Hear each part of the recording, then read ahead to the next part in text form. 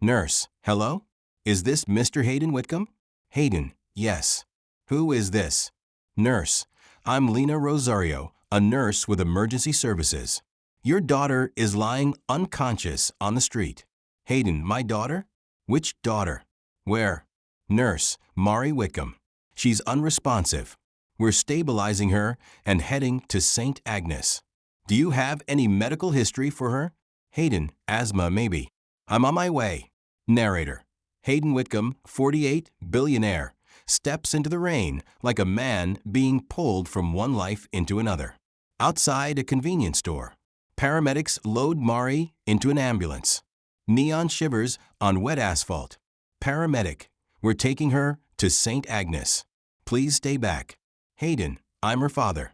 Let me see her. Detective, Mr. Whitcomb, I'm Detective Lewis. We'll meet you at the hospital.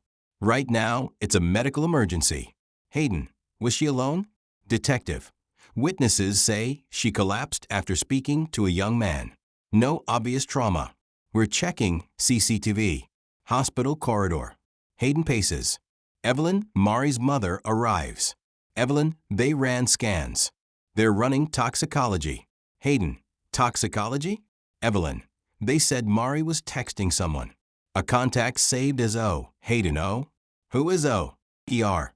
Dr. Patel addresses Hayden and Evelyn. Doctor, Mari has a concussion, a laceration, and respiratory depression. We intubated briefly. Toxicology is pending. We've given supportive treatment. Hayden, could this have been prevented? Doctor, we don't know yet. We'll treat and wait for results. Detective, witnesses saw a man approach, then leave, then return. He had a bag. We have partial CCTV and footage from nearby establishments. CCTV snapshots, a delivery van's partial plate, messages on a phone. Come tonight, we need to talk. Friends share what they know. June, she was meeting someone who offered work. He goes by Oscar. Hayden, Oscar. Hayden's study. He sits among awards and framed photos, a neat life catalog. The storm from earlier has left the sidewalks glassy. He stares at data on his phone, emails, stock tickers, a small message thread labeled Mari. He hadn't read her recent messages. The silence tastes like mischances. Hayden, she always did everything to prove she could stand on her own. I thought I was giving her that freedom. Voiceover. Freedom and distance are not the same thing. In the spaces between help and autonomy, children sometimes fall. Hayden finds a nurse, Lena, who originally called him. Hayden, Lena, you were the one who called. Thank you. Lena, it's part of the job. We do what we can. It's never easy watching anyone brought in like that. Hayden, how close was it? Lena, we saw her turn blue. We gave naloxone and ventilation until the ambulance arrived. She responded, but it was touch and go. You got here in time. Hayden, I don't even remember my hands shaking. I can't believe it was this close. Lena, we get a lot of calls. It's the ones that make you feel small in the face of the city's problems that stick. Hayden meets with a social worker at the hospital. Social worker. People her age often avoid telling family because they're ashamed. They do risky things for money or for belonging. This is where intervention matters. Hayden, I have resources. I can pay for the best care. I can hire help. But I didn't know she needed it. Social worker, money won't fix secrecy. Healing requires trust. It begins when she believes you'll be there without judgment. Detective Lewis brings an update. Detective, we pulled surveillance from 3 blocks. The man who gave her the pill, Oscar, had contact with a seller named Menton. Menton sells through networks of couriers. We're assembling probable cause. Hayden, how quickly can you move? Detective, we're moving as fast as the evidence allows. Arrests without chain of custody can falter. We need clear links. Interrogation room. A young man, Oscar, looks guilty. Oscar, I didn't hit her. We argued. I gave her a pill to calm her. I thought it was safe. Detective, where did you get it? Oscar, from someone at the market. He said it was fine. Forensics. A white tablet sits under a microscope. The lab prints a result. Technician. Preliminary screen indicates a fentanyl analog. Hayden, fentanyl. How could this happen? Detective, we're tracing a supply chain. Arrests are possible, but we need evidence. Hospital room. Mari sleeps. Machines tick.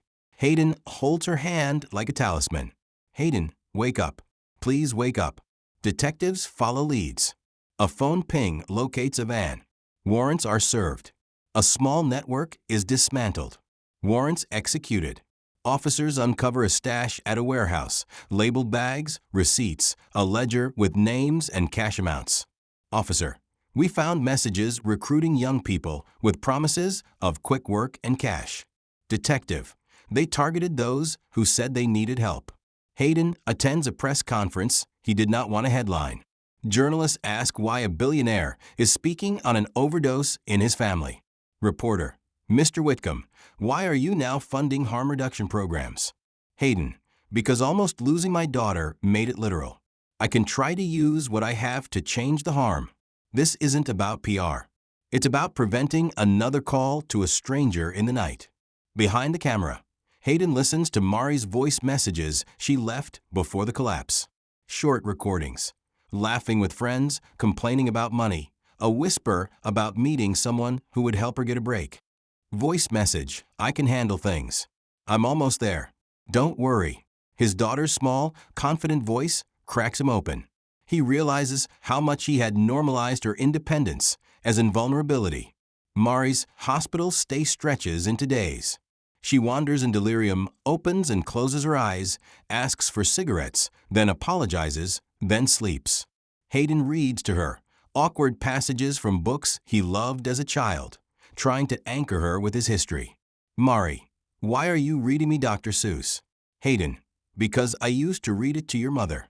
It seemed like something familiar that wouldn't feel scary. Mari, it works. Stop with the sing-song. Hayden, fine. No rhymes. A breakthrough in the investigation. A delivery app log ties a van to a warehouse. A search warrant uncovers a stash. Among the items, labeled bags, receipts, a ledger with names and cash amounts.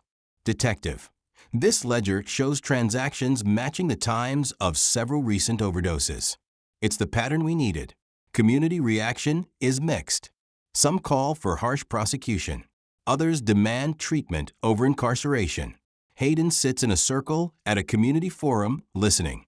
Neighbor, we don't want our kids arrested. We want them treated. Parent, but those selling poison should face justice. Hayden, both can be true.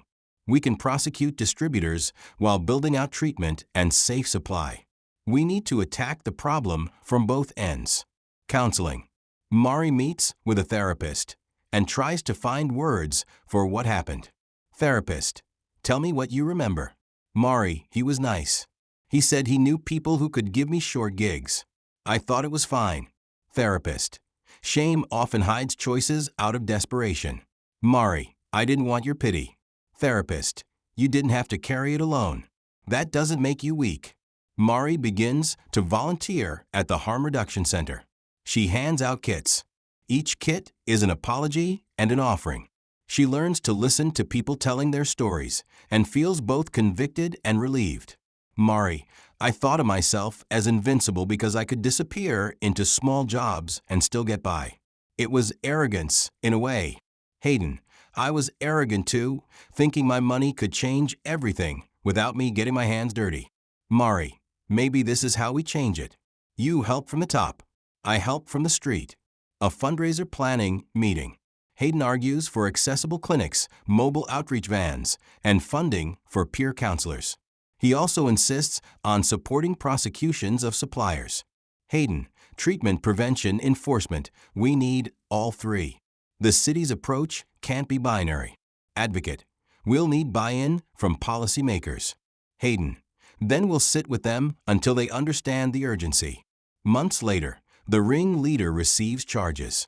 Courts move slowly, but the dismantling of the supply route reduces local overdoses. Community clinics report a small decline in emergency calls. Detective, we can't take credit for every life saved, but the evidence shows the network is less active in this area. Mari, it doesn't fix the stings in the night, but it's something. Hayden and Mari stand on a rooftop, wind cold but sharp. The city Below hums. They are not fixed, but they are together. Mari, I don't want you to throw money at me. Hayden, I won't. I want to be present.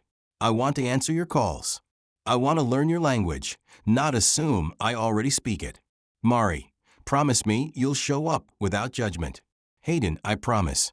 And you'll tell me when you need help, even if it's small.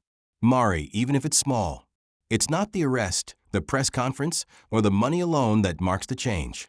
It's the phone call that connected a stranger to a name and a city to its overlooked people. The nurse's voice was a small instrument that cut through complacency. Narrator. Hayden learned that wealth can be used to build bridges, but only if people choose to step across them. Mari learned that pride is a luxury when survival is on the line. The city learned to listen a little more carefully. Mari and Hayden at a small kitchen table. It's imperfect, but they sit together. Mari, can we start over? Hayden, yes. We'll be messy and honest. Mari, promise you'll come when I ask. Hayden, I promise. Narrator, sometimes a single phone call changes everything.